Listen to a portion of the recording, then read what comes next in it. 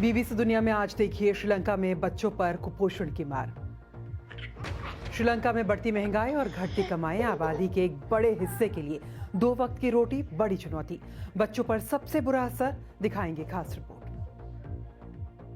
BBC दुनिया में आपका स्वागत है। मैं आपके साथ पायल भुयन। श्रीलंका में बच्चों पर मंडरा रहे खतरे की करेंगे बात, लेकिन पहले हेडलाइंस।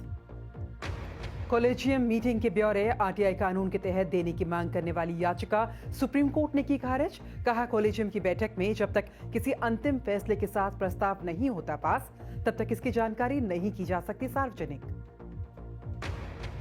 चीन और सऊदी अरब ने कई समझौते पर किए दस्तखत। राजधानी रियाद में शी जिनपिंग ने की किंग सलमान समेत कई अरब नेताओं से मुलाकात। ज्वाइंट स्टेटमेंट में चीन और सऊदी अरब ने संप्रभुता और हस्तक्षेप न करने की नीति पर दिया जोर। सरकार विरोधी एक प्रदर्शनकारी को फांसी की सजा के लिए ईरान की आलोचना। राष्ट्रपति इब्राहिम रईसी ने कहा, आगे भी प्रदर्शनकारियों पर होगी कार्रवाई। ईरान के धार्मिक अधिकारियों ने की न्यायपालिका की तारीफ। मोहसिन शेखरी को गुरुवार को दी गई थी फांसी। ईरान से दिखाएंगे खास रिपोर्ट। ट्विटर से हटाए जाएंगे निष्क्रिय अकाउंट्स।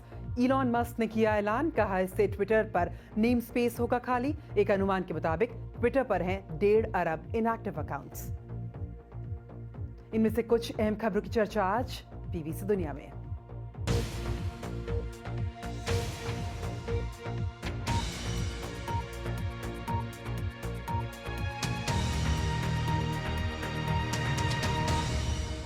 जंग हो या आर्थिक बदहाली, अक्सर ये देखा गया है कि किसका सबसे ज्यादा बुरा असर आम लोग या खासकर बच्चों पर पड़ता है। श्रीलंका में भी यही हो रहा है। यहाँ लोग आर्थिक संकट से उबर नहीं पा रहे हैं और उसकी सबसे बड़ी कीमत चुकानी पड़ रही है बच्चों को। कवर स्टोरी में आज इसी की बात।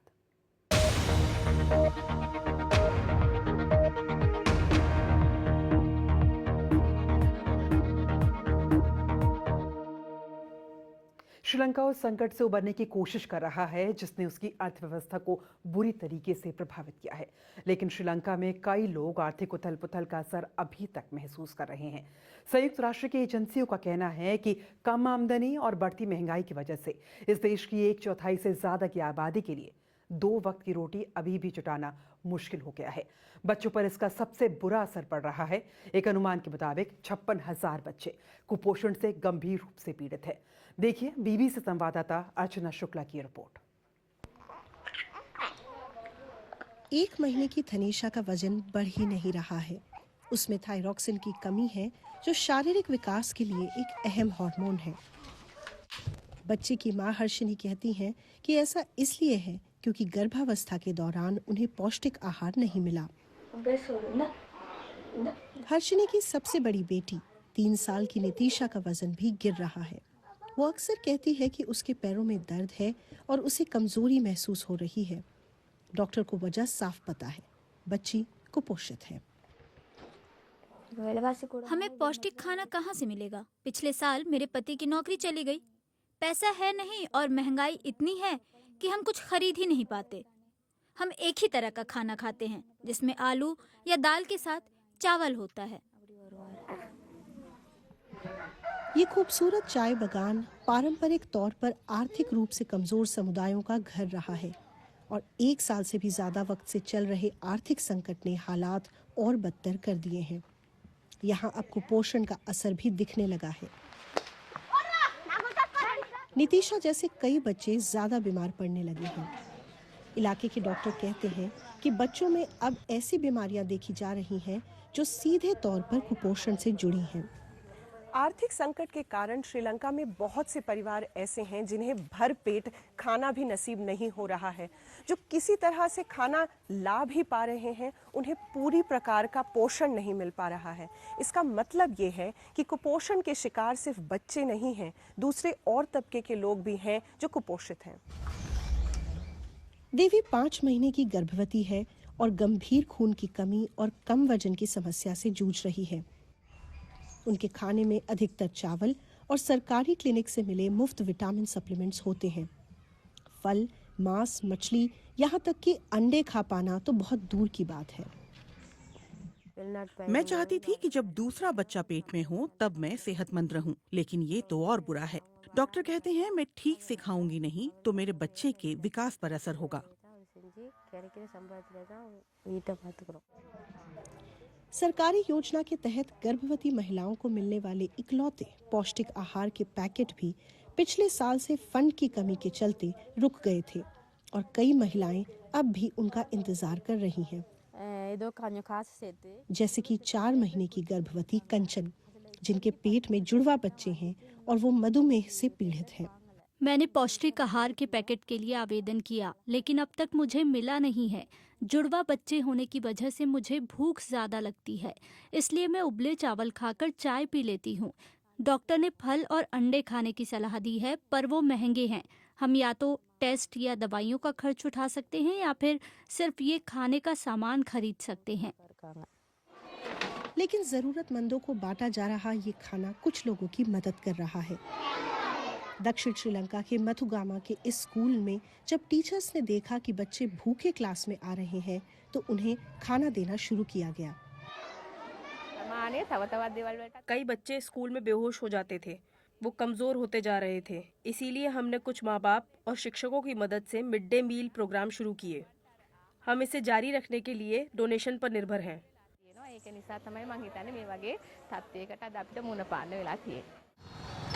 सामुदायिक रसोई के जरिए फिलहाल के लिए पोषण की खाई को पाटने में कुछ मदद मिल रही है, लेकिन श्रीलंका में स्थित यूनिसेफ के प्रमुख का कहना है कि ये सिर्फ एक अस्थायी समाधान है। हालात स्थिर हो सकते हैं और हम ये सुनिश्चित कर सकते हैं कि अर्थव्यवस्था पहले की तरह अपने पैरों पर खड़ी हो जाए। हालांकि पहले की तरह होने में थोड़ा वक्त और लग सकता है, तो मैं उम्मीद करता हूं कि आने वाले समय में कम से कम नुकसान होगा। श्रीलंका के अधिकारियों ने आखिरकार माना कि ये बच्चे खतरे में हैं। हाल में जारी सरकारी आंकड़ों से पता चलता है कि 1 साल पहले के मुकाबले इस बार ज्यादा बच्चे अपनी उम्र के लिहाज में कम वजन या ऊंचाई जैसी पोषण संबंधी दिक्कतों से पीड़ित हैं। अक्टूबर में सरकार ने कहा कि वो स्कूलों में मुफ्त लंच देने और ज्यादा छोटे बच्चों को सप्लीमेंट देने की अपनी पहल को तेज करेगी। अब आर्थिक सुधार की दिशा में देश के लिए बड़ी परीक्षा ये होगी कि वो इन बच्चों की सेहत को कैसे दुरुस्त करता है। अर्चना शुक्ला, BBC न्यूज़, श्रीलंका। श्रीलंका को किस तरह की मदद की जरूरत है, ये जानने के लिए हमने बात की BBC संवाददाता अर्चना शुक्ला से।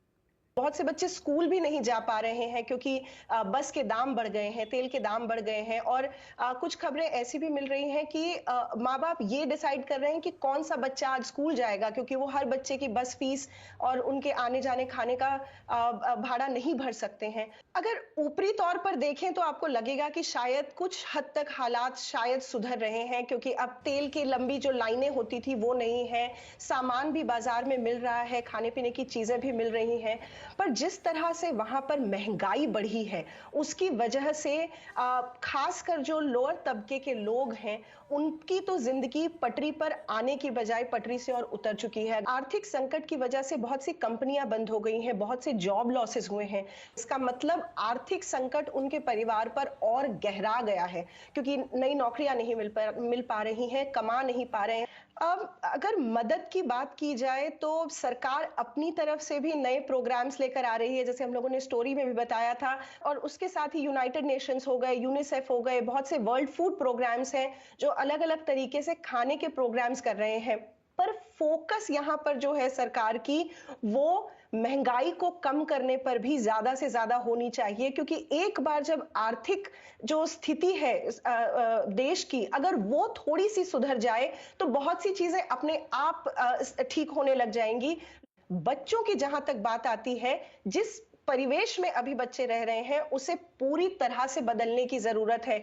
उन्हें उनके खान पान पर, साथ ही साथ उनकी शिक्षा पर भी ध्यान देने की जरूरत, क्योंकि उसका भी असर बहुत लंबे समय तक पड़ेगा। खाना तो एक चीज हुआ, साफ पानी और बाकी का जो परिवेश है उसको सुधारने की भी जरूरत है, जिसके ऊपर सरकार को काफी हद तक फोकस करना है।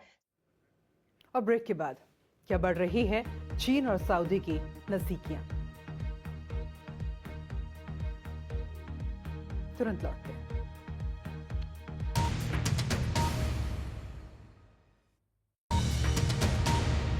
अब देख रहे हैं बीबीसी दुनिया में आपके साथ पायल हुए। सऊदी अरब की 3 दिनों की यात्रा पर चीन के राष्ट्रपति शी जिनपिंग का जमकर स्वागत हुआ, तो साथ ही कई समझौते पर भी दस्तखत किए गए, जिनमें चीन की बड़ी टेक कंपनी ह्वावे भी शामिल है। शी जिनपिंग और क्राउन प्रिंस मोहम्मद बिन सलमान की मुलाकात के दौरान दोनों नेताओं ने निवेश के 34 समझौतों का ऐलान किया, जिसमें हाइड्रोजन एनर्जी से हाउसिंग तक काफी कुछ शामिल है। चीन सऊदी अरब का सबसे बड़ा ट्रेडिंग पार्टनर है।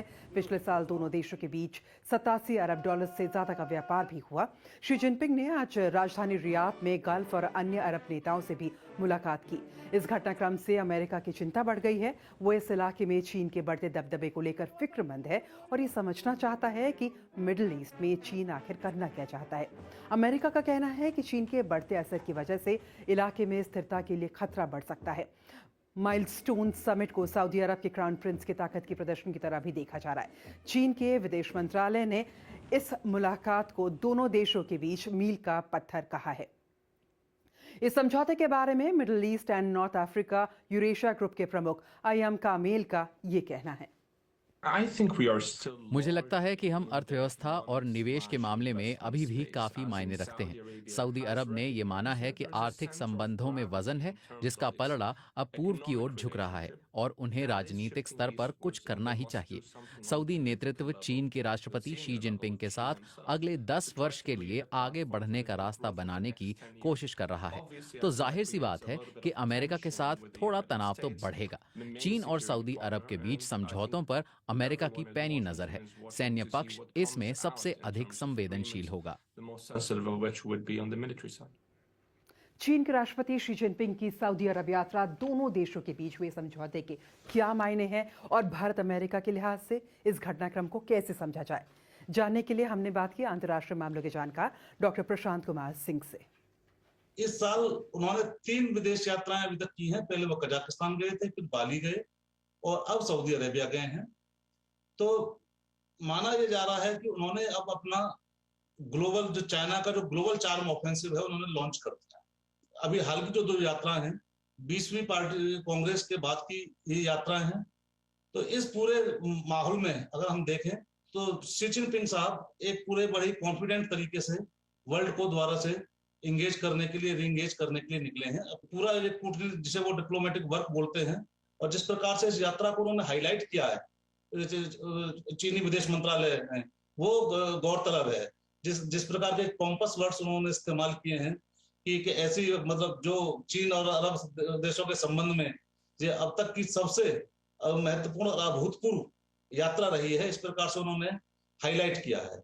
और देखेंगे तो देखिए पिछले कुछ वर्षों में हमने देखा है कि उनका चीन का इस्लामिक वर्ल्ड पर काफी ध्यान बढ़ा है। अभी जो वांगी साहब जब पिछले इस साल के शुरू में या पिछले साल जब ओआईसी की जो मीटिंग गई थी उसे वो भी इसी प्रकार से प्रचारित की गई थी कि पहली बार चीन के विदेश मंत्री वहां पर पहुंचे हैं। और इस प्रकार से देखा जा रहा था कि जैसे कि जब अमेरिका अफगानिस्तान से विड्रॉ किया उसके बाद बेसिकली चाइना ने एक लीड ली है इस्लामिक वर्ल्ड को अप्रोच करने की, और उस संदर्भ में उस यात्रा को हाईलाइट किया गया था। और उसके बाद हम जब इस यात्रा को भी देख रहे हैं तो इस यात्रा में भी कहीं ना कहीं एक रीजन को एक दोबारा से अप्रोच करने की, एक इंटरनेशनल ऑर्डर में एक चाइना को एक रेस्पॉन्सिबल लीडर दिखाने की, एक रेस्पॉन्सिबल लीडर बतौर उस रीजन को अप्रोच करने की, एक अल्टरनेटिव लीडर बतौर अप्रोच करने की एक कोशिश इसमें पूरी दिखाई दी है इस यात्रा में। देखिए भारत के अपने स्वयं के संबंध भी सऊदी अरब से बहुत अच्छे हैं और मुझे ऐसा कोई भारत के संबंधों पर तो इसका कोई प्रभाव नहीं देखता हूँ। अमेरिका के लिए हम कह सकते हैं कि इस बीच में हम देख रहे हैं कि सऊदी अरब का जो नेतृत्व है वो अमेरिका से इतर जाकर अपने संबंधों का डाइवर्सिफिकेशन कर रहा है, जिसमें चाइना के साथ उनकी प्रायोरिटी बहुत ज्यादा है। उसकी वजह है कि अमेरिका इस समय दुनिया के तमाम दूसरे हिस्सों में फंसा हुआ है और दूसरे कुछ मुद्दे भी हैं।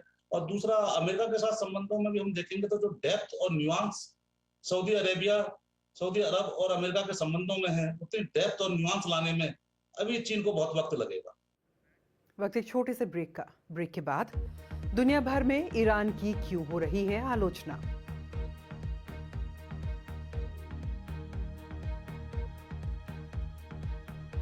एक छोटा सा ब्रेक, तुरंत लौटते हैं।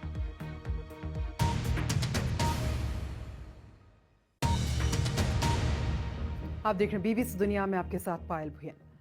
महसा अमीनी की मौत के बाद हो रहे सत्ता विरोधी प्रदर्शनों को लेकर ईरान में पहली बार किसी प्रदर्शनकारी को मौत की सजा दी गई है। ईरान के इस कदम की दुनिया भर में आलोचना हो रही है। यूएन ह्यूमन राइट्स के प्रमुख ने भी इसकी निंदा की है, लेकिन देश के धार्मिक नेताओं ने न्यायपालिका की तारीफ की है।